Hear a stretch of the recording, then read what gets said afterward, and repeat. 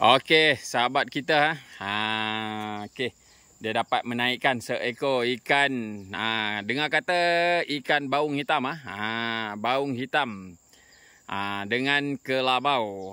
Alhamdulillah rezeki dia. Mari kita timbang tengok berapa kilo agak-agaknya. Wah, besar Besar juga itu baung hitam. Saya rasa 5 kilo ada tu. 4 kilo lebih, 5 kilo ada tu. 4 kilo lebih 4 kilo lebih, 5 kilo ada. Okey. Marilah kita timbang dulu tengok. Berapa kilo.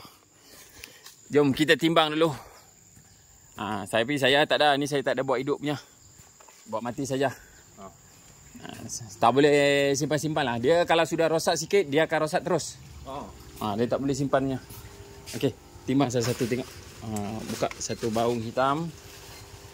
Malam tadi dapat Okey. Baung hitam. Banyak syok. Baik-baik baik-baik Okey. Baung hitam. Wah, 4 kilo 150 4 kilo 150. Mantap. Tak apa, you letak saja sini. Okey, saya sudah tahu tak apa. Okey, tengok kelabau. Kelabau bila punya? Malam tadi juga. malam. Okey.